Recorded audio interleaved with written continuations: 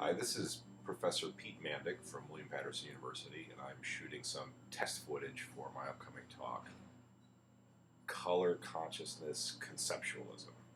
Part of what I'm interested to do is to defend against a certain line of attack the view that the contents of conscious experience are exclusively conceptual.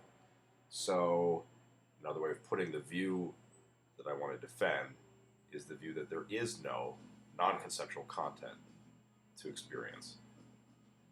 And I want to be clear that I'm focusing on conscious experience. I do admit the existence of non-conscious mental states that we might regard as experiences. I want to focus on conscious mental states, conscious experiences, and defend the view that they have exclusively conceptual contents.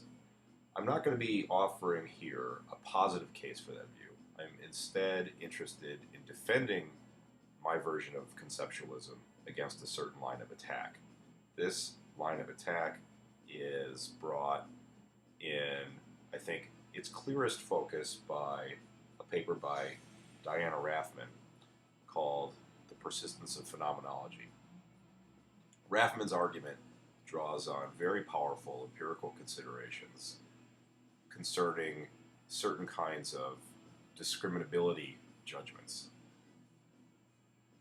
It's pretty clear that there are pairs of colors that, when presented side by side, are discriminable, but are so close in shade that if these were presented one at a time, it'd be very difficult, if not impossible, to distinguish them.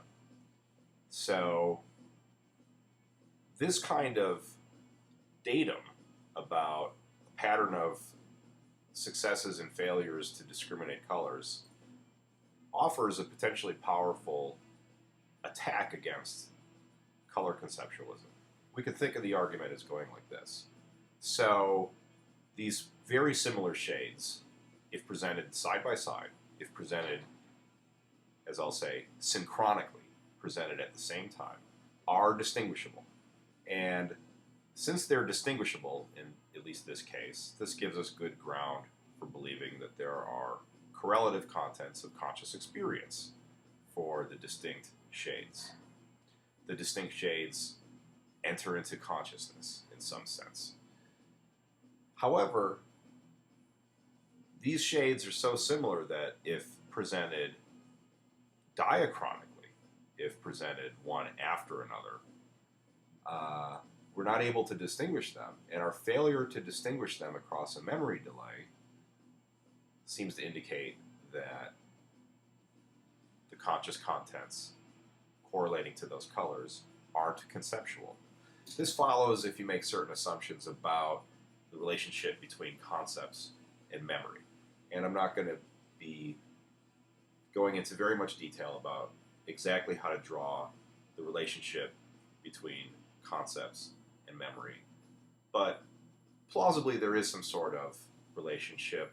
Plausibly concepts are learned. The possession of a concept is something that can last through a significant portion of your biography. You carry concepts with you after having acquired them. You apply them at different times. I recognize this coffee mug on different occasions, and that recognition is drawing on memory of what a mug is, and perhaps the concept of mug is itself a kind of memory or memory structure. So I'm fully prepared to grant that there's an important relationship between concepts and memory, and this is something that is important to the line of attack against conceptualism that I want to examine.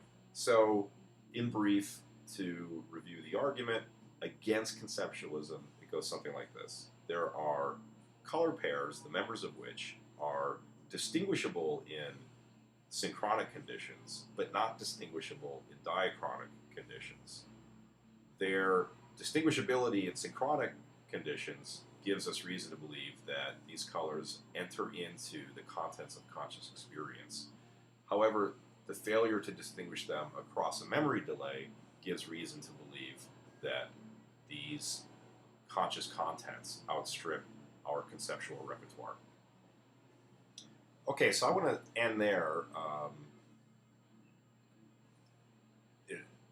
As far as like testing the video goes, that's the end of the test. I hope that this doesn't entirely suck and that something about it will be salvageable. Thank you for your time.